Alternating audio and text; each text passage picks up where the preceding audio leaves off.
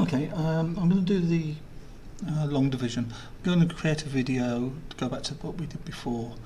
The idea being that I'll give you the examples. I'll do one example which is completely new, and then I'll go back and I'll redo the other one afterwards, so that you can actually get a picture of a new way of practicing it, seeing it, and then checking that the answers come out the same. So my first division that I'm going to try and do is, it needs to be in proper. So let's do the x to the 4 one, which we did yesterday. So x to the 4 minus 5x squared plus 2. Now this isn't in the new video, I don't think. I think I skipped past. Oh no, this is the one I had to correct, isn't it? So that's a nice one to choose. So I had to correct this one. Those of you who use the Russian method of division, if you do, can you contact me to try and see if we can work out the layout that you would use. I know students who with the Russian method can do it, but I've never found it as fully satisfying because things don't line up in the same way. Right, saying line up in the same way, we need to think about our division sign and how things are going to be laid out within it. I have a preference of considering rows of units. So we've effectively got an x to the 4 column, we've got an x cubed column, we've got an x squared column, an x column, and a number column or constant column.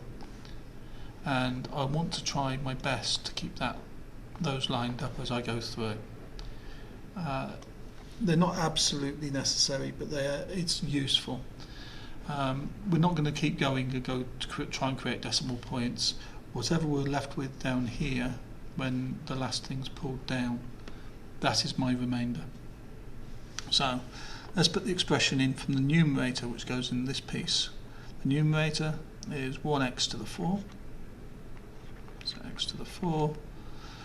We have no cube term, but we have a minus 5x squared, and we have a number term of 2. So we need to have the lining up going on, so that when we do, and the same thing with the denominator, if I've got an x squared and a minus 2, be careful about the positioning. Similar to what we did with yesterday, the first thing to consider is just look at the x term, the order term. How does it go into x to the 4? Well, x to the 4 divided by x is x cubed. So we've got 1 x cubed. Sorry, I need a blue one for that. So we've got an x cubed term. Multiply this expression by x cubed, gives me x to the 4 plus x cubed, keeping things lined up, and then you subtract this expression. So subtracting x squared minus 4x to the 4, yeah, we've got rid of it, it's working. And now we get a minus x cubed, and bring down the next term because we need something to work with this 1. So we've got minus 5x squared. Okay, keep working through. How many x's go into minus x cubed? Well, it's going to be minus an x squared. So minus x squared plus minus x squared. So we're going to subtract those away. Well, that's x cubed, isn't it? So we always subtract this line from that one, that disappears. Minus 6 subtract negative 1 is minus 4x squared.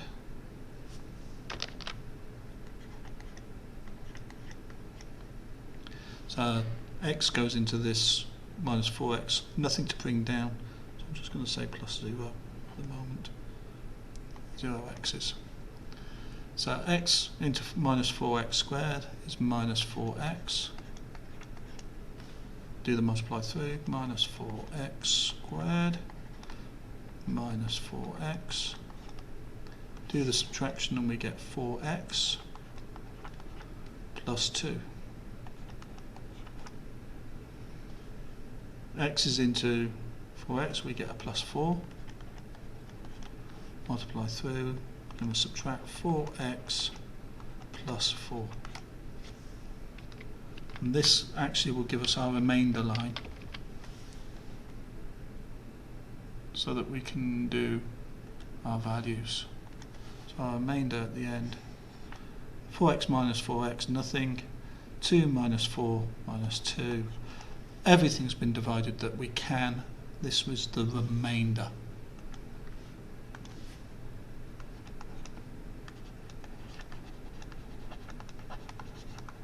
So my result from this expression is x cubed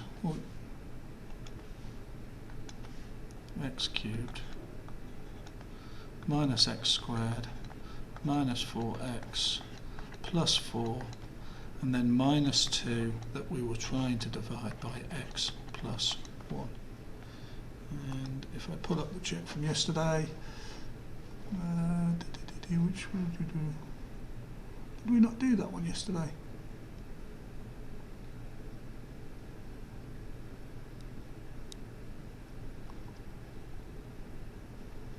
Oh, I did it. There. I'll scroll up. So we've got x cubed minus 4x squared minus 4x plus 4 minus 2 over x plus 1. That's what one we did. The one I had to go back and tidy up. So the two are the same. Same conclusions can therefore be drawn. Expression that you've seen before.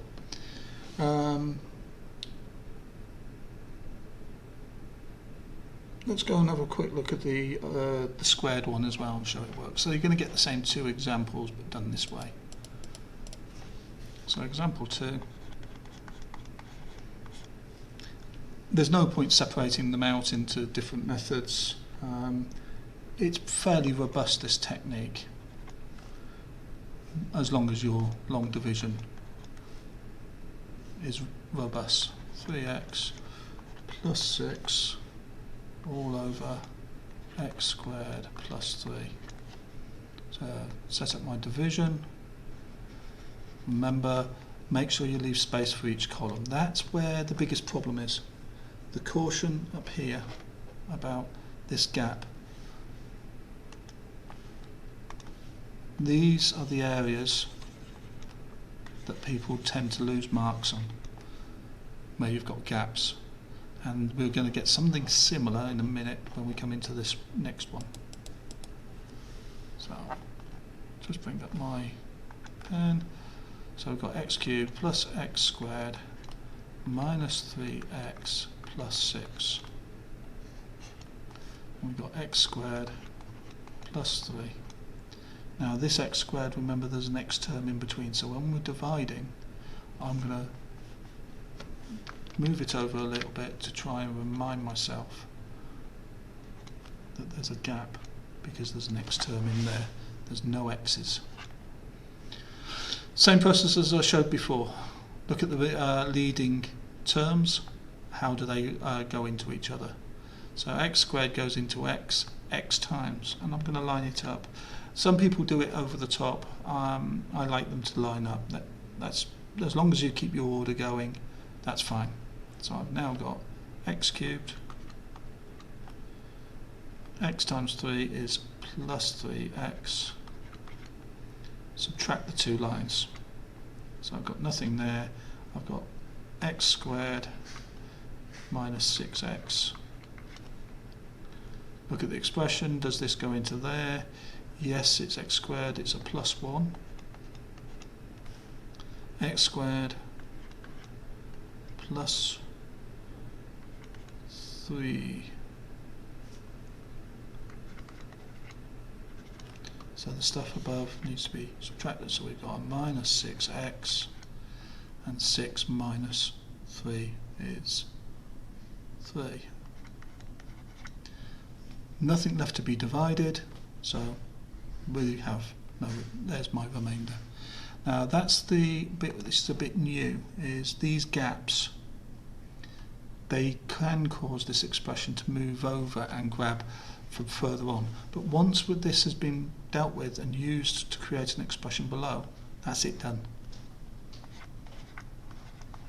So that's what my remainder. And notice this gap pulls forward 2 terms at once. This gap pulls forward 2 terms at once. And we've got to subtract from the above. So we now have our expression x plus 1